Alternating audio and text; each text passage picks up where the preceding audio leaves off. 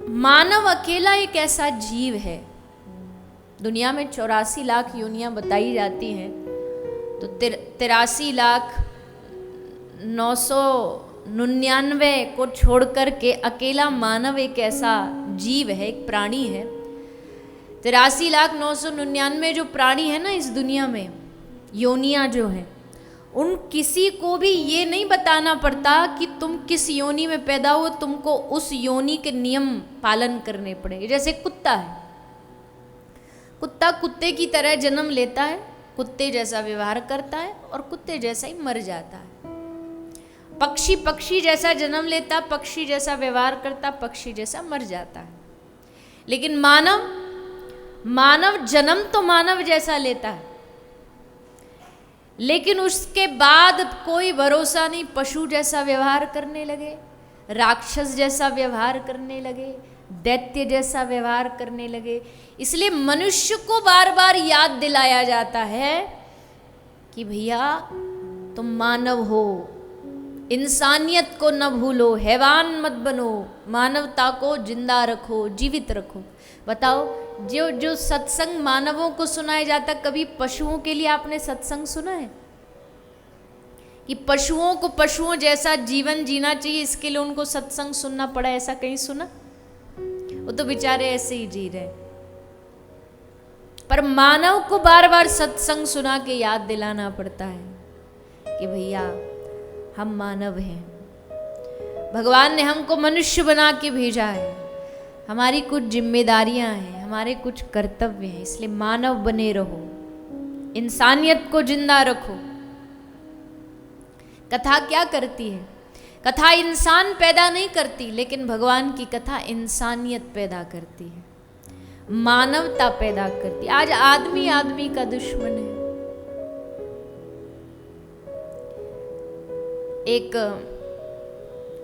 एक भिखारी किसी घर में मांगने गया, और मांग भी क्या रहा था? वो कह रहा था कि भैया हमको प्यास लगी है, जरा पानी दे दो। तो भीतर से आवाज आई कि यहाँ कोई आदमी नहीं है अभी फिलहाल, जाओ। मतलब उसके कहने का अर्थ था कि कोई नौकर चाकर नहीं है अभी हमारा, अभी जाओ, अभी घर पे कोई नहीं है, कोई आदमी नहीं, जाओ। उसने दोबारा कहा, भैया बड़ी जोर की प्यास लगी है, थोड़ा सा पानी पिला दो। तो फिर भीतर से आवाज, यहाँ घर पे बताया ना तुमको कोई आदमी है नहीं, बाद में आना, जाओ। तो उस भिक्षुक ने मुस्कुराते हुए जवाब दिया कि भैया कोई आदमी नहीं, कोई बात नहीं, 5 मिनट के लिए तुम ही आदमी बन जाओ, 5 मिनट के लिए तुम ही इंसान बन जाओ, क्योंकि इंसान बन जाओगे तो कभी किसी प्यासे को ये कह के नहीं भगाओगे दरवाजे से कि जाओ यहाँ से, घर पे कोई नहीं। 5 मिनट के लिए तुम ही इंसान बन जाओ।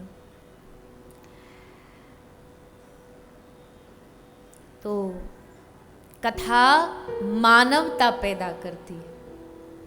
कथा आज के ज़माने में इंसान तो बहुत बढ़ रहे हैं, पॉपुलेशन इतनी बढ़ रही है, विज्ञान सोच सोच के परेशान है, भविष्य में होगा क्या। जबकि देखो पहले जितने तो वंश रहा भी नहीं, अब तो हम दो हमारे दो वाले ही बस रहे हैं। फिर भी देखो इंसान तो बढ़ रहे हैं, पर इंसानियत खत्म हो रही है। और इंसानियत को जिंदा रखना ये किसकी जिम्मेदारी है? बोलिए ना, किसकी जिम्मेदारी है? ये जो बाहर रोड पे लोग घूम रहे हैं उनकी? क्योंकि जब भी बारी आती है कोई अच्छी चीजों की, जिम्मेदारियों की, तो हम दूसरों पर ही तो डालते हैं। मैं हमेशा कथा में एक बात कहा करती हूँ, इस पंडाल से बाहर लोग क्या कर रहे हैं ना, उससे कोई फर्क नहीं पड़ता। दुनिया में बहुत बुरे बुरे पाप हो रहे हैं, हम जानते हैं, पर कौन क्या कर रहा है उससे हमें फर्क पड़ता नहीं। जो जो कर रहा है भुगतेगा। पर जो कथा में पहले दिन कहा था ना, ठाकुर जी हाथ पकड़ के, बाँह पकड़ के खींच के कथा में लेकर के आते हैं। तो जिनको ठाकुर जी कथा में ले आए ना, अब इस पंडाल के नीचे जो आकर के बैठ गया, बाहर वालों की तो पता नहीं, पर यहाँ वालों की 100% जिम्मेदारी बढ़ जाती है। क्यों? क्योंकि जब बाहर आप जाओगे ना और गलत काम करोगे तो सामने वाला भी आपको देख के कह देगा, अरे कल तो बड़ा सत्संगी बन रहा था, कल तो वहाँ बैठ के कथा सुन रहा था, और आज देखो यहाँ क्या कर रहा, आज दूध में पानी मिला के बेच रहा है। सत्संगी की जिम्मेदारी कई गुना बढ़ जाती है आम इंसान से, क्योंकि उस पर दुनिया की नजर होती है। दुनिया वाले वैसे भी ढूंढते रहते कमियां, कहाँ कौन गलती कर रहा, और जो थोड़ा बहुत भक्ति करने लग जाए उस पे तो सबका कैमरा लग जाता है, कहाँ गलती कर रहा है। और जब हम गलती करेंगे ना तो नाम हमारा नहीं बदनाम होगा, नाम होगा अरे वैसे तो भगत बन रहा है, भगवान को मानने वाला, भगवान के ऊपर या ये कह लीजिए तुम्हारे गुरु के ऊपर उंगलियां उठेंगी। कोई किसी गुरु का शिष्य हो ना, किसी संत के साथ उठना बैठना हो, कहना बड़ा आसान है, हमारा उन संत से बड़ा नजदीकी रिश्ता है, पर अगर ये बात अगर आपने किसी को कह दी ना कि हमारा उस संत से बड़ा नजदीकी रिश्ता है, तो समझो आपको अपना चरित्र अच्छा बनाने का अब कई गुना प्रयास कर लेना चाहिए। किसी संत के साथ फोटो लेकर के अगर आपने घर में टांग दी कि फलाने संत के साथ देखो हमारी फोटो है, तो अब आपकी जिम्मेदारी कई गुना बढ़ गई है उन संत की मर्यादा को रखना। ऐसे ही नहीं बस गए और आजकल जा कर के बस महाराज जी एक सेल्फी ले लें, संतों से ना तो राम राम न राधे श्याम न राम राम जी न राधे राधे जी, बस जाती सेल्फी ले लें और फिर ले कर के उसको सब जगह दिखा देंगे, हम वहाँ गए उनसे मिले। देखो ले लो, अब मना तो मेरे ना करने से थोड़ी आप मान जाओगे, वो तो करोगे तो मन की। पर चलो मैं ये बात भी कह दूं कि ठीक है, क्यों किसी चीज़ में बुराई देखना, अच्छा भाव है, रहता है कि हमारी याद रहेगी, कभी समय आए तो चित्र में देख सकते हैं, ले लो बुराई नहीं है। पर ले रहे हो तो उसके बाद अब सावधान हो जाओ। अब अगर कुछ गलत किया जीवन में तो उंगलियां उस साधु पर उठाई जाएगी। उस साधु का संग करता है, क्या तेरे गुरु ने तुझे इतना भी नहीं सिखाया? क्या उस संत ने जिसका तू इतना नजदीकी है कि जा जाके उनके साथ फोटो जब मन चाहे खिंचा लेता है, क्या उन्होंने तुमको इतना भी चरित्र जीवन जीना नहीं सिखाया? सावधानी बढ़ जाती है। तो ये कथा हमारे चरित्र का निर्माण करती है। जितना हम इस भगवान की कथा को श्रवण करते हैं, सुनते हैं, इस कथा से जुड़ते हैं, कथा उतना ही हमारे चरित्र का निर्माण करती है। और देखो, जो आज के युग में, जैसा मैंने कल कहा था, सुनना सबसे, श्रवण का जो इंद्रियां है हमारी सबसे तेज है। क्या सुन रहे हो, क्या देख रहे हो, घर में क्या चित्र लगाए हो, घर का चित्र तुम्हारे चरित्र को बता देता है। घर की जो एंट्री का गेट है उसका वातावरण देख के पता लग जाता है ये घर का मालिक कैसा है। अगर किसी भक्त के घर जाओगे तो सबसे पहले आंगन में क्या मिलेगा? तुलसी महारानी। हनुमान जी जब आए लंका में, क्यों नहीं जलाया विभीषण का घर? अरे भैया, ये जानते नहीं है अभी कुछ भी, पर देख रहे हैं कि ये घर थोड़ा सबसे अलग है। आंगन में तुलसी है, कहीं किसी भक्त का घर होगा तो राधे राधे लिखा होगा,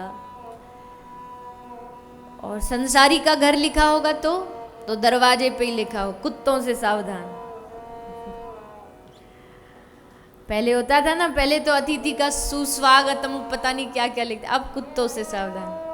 और एक संसारी के घर का और लक्षण है, वो संसारी इतना डरा होता है ना कि हमारे घर को नजर नहीं लग जाए, इसके कारण घर के बाहर वो मुंह बना करके, वो काला सा पेंट करके मटका को आंख नाक बना के उसको टांग देते हैं कि हमारे घर को नजर नहीं लग जाए।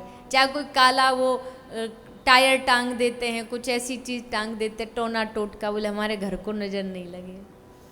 अब ऐसे लोग को जानते हो क्यों? ऐसे लोग को देख के ही समझ जाना चाहिए ये जो घर वाला है ना, इसको भगवान पे भरोसा नहीं है, डरा हुआ है बेचारा, घबराया हुआ है ग्रहों से, नक्षत्रों से, नज़र लग जाएगी, बुराई, इन सब चीज़ों से। और जिसको भरोसा हो जाए उसको दुनिया में, अरे हमारे ठाकुर जी पे जिसको विश्वास है, दुनिया का कोई ग्रह है, किसी में ताकत है जो भगवान कृष्ण के भक्त के ऊपर नज़र उठा करके भी देख सके?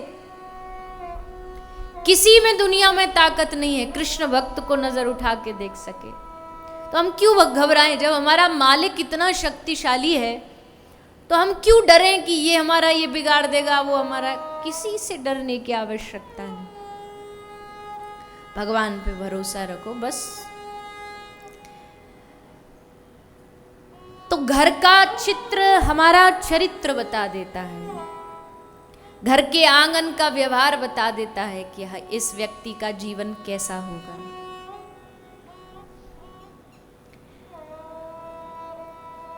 तो क्या सुन रहे हैं, क्या देख रहे हैं, क्या खा रहे हैं, ये सारी चीजें जब तक हमारी सात्विक नहीं होंगी तब तक हमें एक सत्संगी कहलाने का कोई अधिकार नहीं। खाओ सात्विक, बोलो सात्विक, हर चीज में सात्विक, राजसिक, तामसिक 3 गुण होते हैं। ये तीनों गुण हमारे जीवन की हर चीज में है। पहनना भी सात्विक होता है, खाने में भी तामसिक होता है, बोलने में भी तामसिकता झलकती है। जो ज्यादा क्रोध करे उसके भीतर तामसिकता ज्यादा है।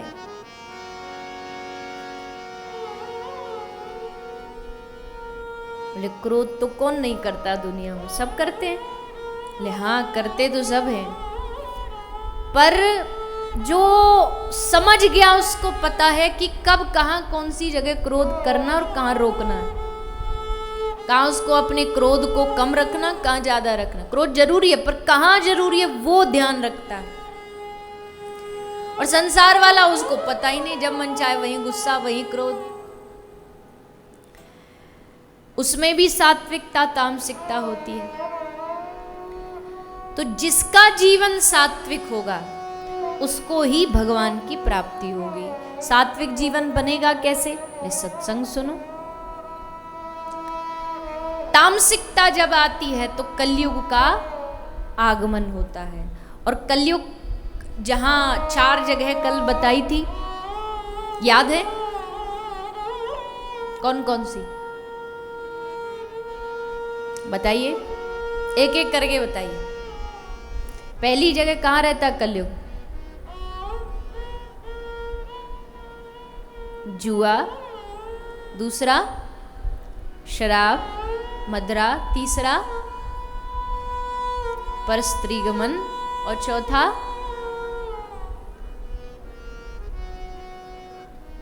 हिंसा। किसी भी जीव जंतु को कष्ट देना, सताना, मारना। कोई भी जीव जंतु हो, मच्छर ही क्यों ना हो,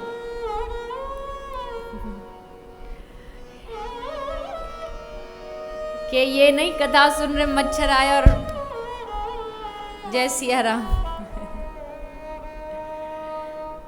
ये भी हिंसा है। अब ये बेचारा सीधा साधा जीव है, वो केस नहीं कर सकता, नहीं तो इसी पे फांसी हो जाए, मर्डर का केस चार्ज लग जाए। मारना तो भैया मारना है ना, किसी को भी मारो। अब वो देखने में छोटा है इसलिए पता लगता नहीं, तो कहीं भी ये भी हिंसा है। किसी भी जीव को मेरे कारण कष्ट ना हो। महात्मा बुद्ध जब चलते तो जमीन पर नजरें, दृष्टि एकदम जमीन पर, कोई चींटी ना दब जाए, कोई कीड़ा ना आ जाए, मेरे कारण किसी को कष्ट ना हो जाए, गलती से भी ना हो जाए। हम तो देखो हमारी क्या हाल, हम तो जानबूझ करके कष्ट देते हैं, जानबूझ करके जीवों को, प्राणियों को कष्ट देते हैं। तो ये 4 जगह तामसिकता भरी है। कलयुग यहाँ कुंडली मार के बैठा है।